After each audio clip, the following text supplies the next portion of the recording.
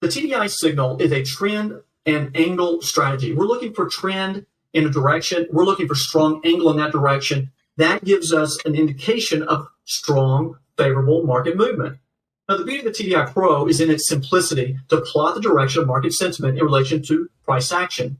This strategy, the TDI signal, is your everyday strategy for all TDI Pro users, whether you're a scalper, a swing trader, a position trader. In my experience, I found to trade the TDI signal, look to trade the green line crossing over the red line with good angle in the trend direction of the yellow line. The yellow line, again, is the market baseline, which is the overall market sentiment. If the overall market sentiment is moving up and the green and red line are moving up, we have a higher favorable long trade. When you break down the TDI signal strategy, there are 5 components. Number 1, we look for a green line and red line crossover. At the crossover, look for a strong angle in the direction of the overall trend, the yellow market baseline. Compare direction of price and the Trader's Dynamic Index green line. And just take note, whenever price and the TDI green line are moving in the same direction, you have a higher favorable trade.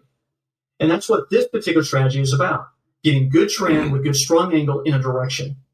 Now, 4 and 5 are our entry and exit scenarios. So for our entry, we're simply looking to see that price action and the TDI Pro align. Again, price and the TDI green line are moving in the same direction. We look to exit when the green line crosses over the red, blue, or yellow lines in the opposite direction. With these 5 components in mind, let's take a look at what are the requirements for a long trade, and then we'll look at a short trade. When considering a long trade, we want to look for the green line to have an angle between 12:30 and 2 o'clock. I put the clock face in this training so that way you can have an idea of the angle that I'm looking for. What this represents to me is that if the green line is moving between 12:30 and 2 o'clock, there's a favorable possibility that price will continue in that direction. Also, we want to look for the market baseline, the yellow line, to be flat or rising between the 32 and 50 levels. And we want to avoid entering a long trade when the yellow market baseline is near the 68 level. The 68 level, again, is an area of buying exhaustion. And when we get up that high into what some refer to as an overbought condition, there's a higher possibility that the market will then fall back down towards the 50. Let's take a look at some trade examples. In this example, you can see that the green line has a strong angle between 12:30 and 2 o'clock, crossing over the red line and crossing over the yellow market baseline. Notice that the market baseline is flat and near the 32 level. This shows a lot of potential momentum to the upside, and that's what we look for when stepping into a long trade. This is a very favorable long trade condition. And when we take another look at the clock face, you can see that that green line matches up with an angle between 12:30 and 2 o'clock. As I said earlier, when we start getting up towards that 68 level, be cautious.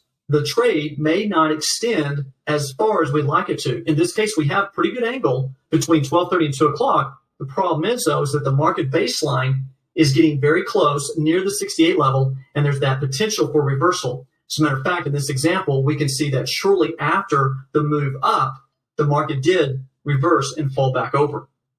Now, when taking a look at a short trade, it's just the opposite.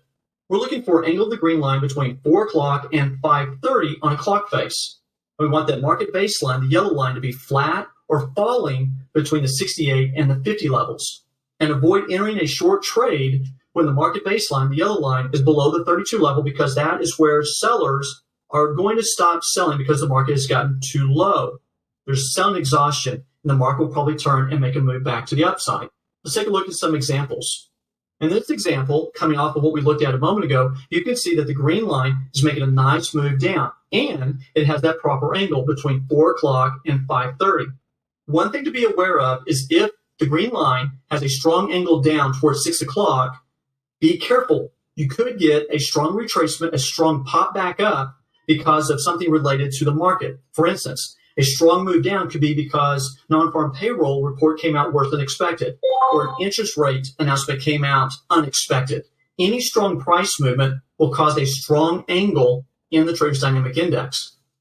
Also, you want to be cautious if the market has moved down too far. In this case, we're nearing the 32 level. There's a chance that at the 32 level, even though we have a good-looking short potential to the downside, as we approach that 32 level, there's a possibility of the market bouncing back up. One last thing I want to share with you about the TDI signal is how to read the TDI signal related to one particular time frame, and that is a 15-minute chart. On a 15-minute chart, I found it quite interesting over the years that the green line represents the current price action. That's true across the board for all time frames. The red line on a 15-minute chart represents price action on a 1-hour chart.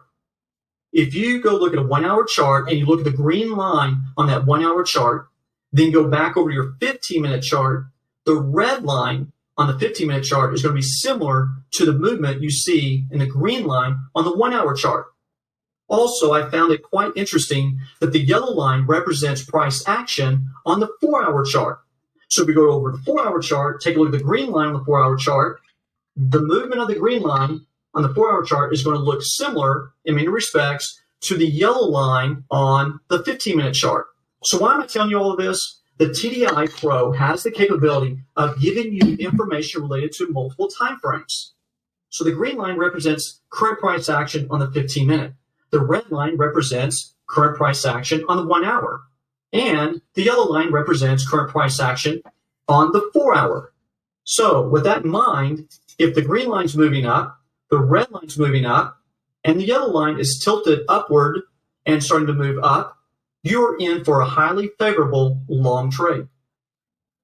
The next trade strategy